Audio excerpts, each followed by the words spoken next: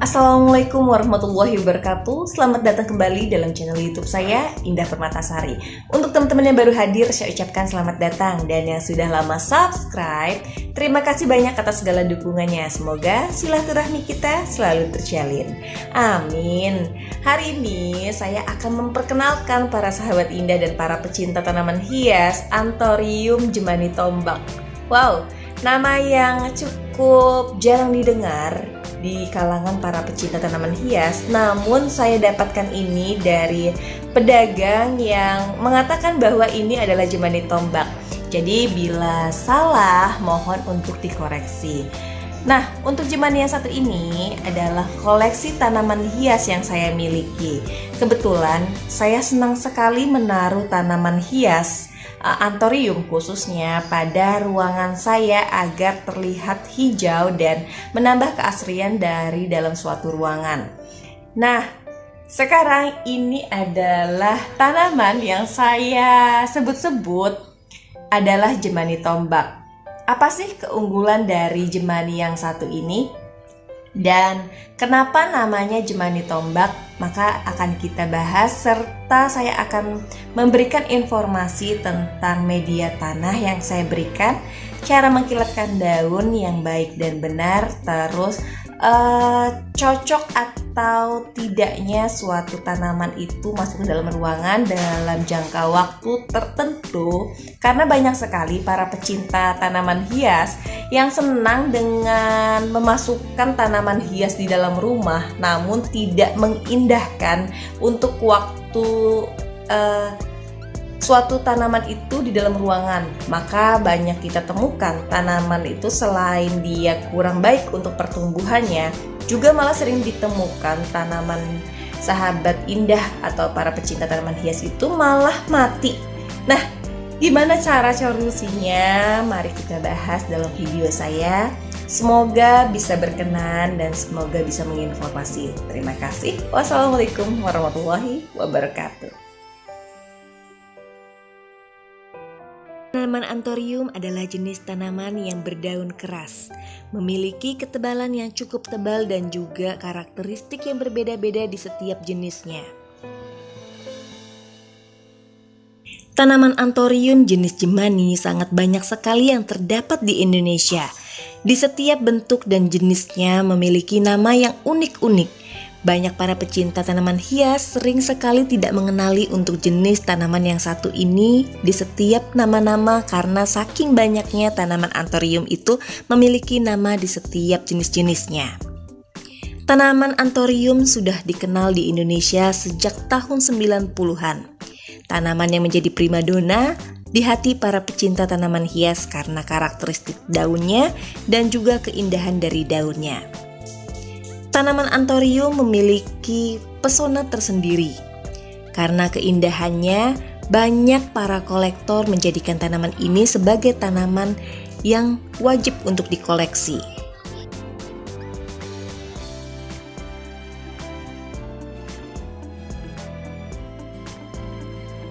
Tanaman Anthurium jemani sering disebut sebagai si raja daun karena pesonanya yang sangat gagah dan sangat membuat siapapun yang melihatnya menjadi terpukau.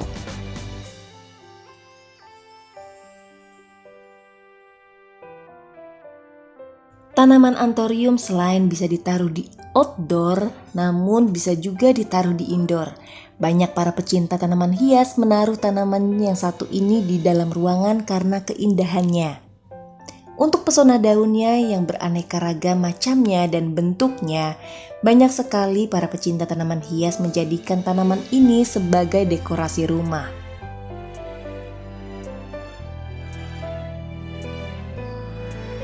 Namun sangat disayangkan, banyak para pecinta tanaman hias menaruh tanaman Anthurium jemani di dalam ruangan dalam jangka waktu yang cukup panjang. Padahal tanaman Anthurium ini paling lama bisa kita taruh dalam ruangan sekitar 3 hari. Kenapa tanaman yang satu ini tidak boleh terlalu lama ditaruh di dalam ruangan? Karena akan merubah bentuk dari Anthurium jemani itu sendiri. Warna dari daun Anthurium ketika kita taruh di dalam ruangan akan menjadi lebih pudar dibandingkan kita taruh di luar ruangan. pada batang atau stangnya juga akan berpengaruh. Yang tadinya berstang pendek akan menjadi panjang ketika kita taruh di dalam ruangan dalam jangka waktu yang lebih lama. Untuk ketebalan jemani tombak, dia memiliki ketebalan yang cukup tebal, 2-3 mili pada ketebalan dari daun jemani ini. Dan keunikan yang lain pada daun jemani tombak yang satu ini, dia memiliki bentuk yang seperti mangkok namun dia tidak membulat.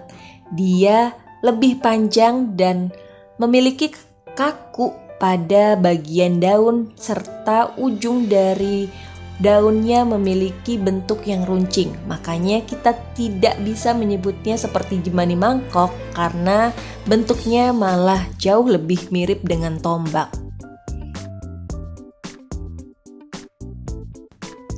Nah, untuk tips bagi para pecinta tanaman hias yang ingin menaruh tanaman anthurium yang satu ini di dalam rumah, kita bisa membersihkannya dulu dengan menggunakan cairan obat pemengkilat. Namun jangan salah, banyak pemengkilat daun yang malah bisa merusak dari tanaman anthurium. Pemengkilat daun tidak dianjurkan dalam jangka waktu yang terlalu sering karena akan membuat tanaman anthurium itu malah menjadi stres. Dan juga pada media tanah harus diperhatikan. Yang saya gunakan pada media tanahnya yaitu sekam bakar, sekam mentah, kokopit, dan juga pupuk kandang. Bila ada, kita bisa menambahkan dengan akar pakis. Daun yang mengkilat saya dapatkan dengan cairan houseplant ini atau Livsin Armor. Karena kandungannya selain mengkilatkan daun, kita juga bisa menjaga tanaman kita dari jamur dan juga hama-hama pada daunnya. Karena Livsin Armor ini dia bisa membunuh dari jamur dan juga hama-hama yang menempel pada daun serta bisa membersihkan agar jauh lebih mengkilat. Karena kandungan yang berasal dari Livsin ini dia memiliki bahan-bahan yang organik.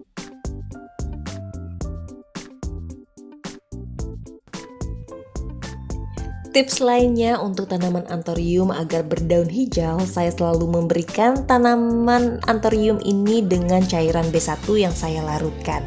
Minimal itu dalam 1 minggu sekali akan saya semprotkan dengan cairan B1. Selain membuat tanaman ini menjadi lebih segar, tanaman anthurium bisa menjadi lebih hijau dan lebih sehat ketika saya berikan cairan dari B1. Dan juga saya tidak lupa memberikan dari bubuk fungisida. Bisa kita gunakan dengan berbagai merek apapun jenisnya itu. Nah, untuk perawatannya sendiri, yang pastinya saya selalu menyayangi tanaman anthurium yang saya miliki dengan sepenuh hati. Makanya tanaman anthurium yang saya miliki ini selalu memberikan keindahan tersendiri buat saya.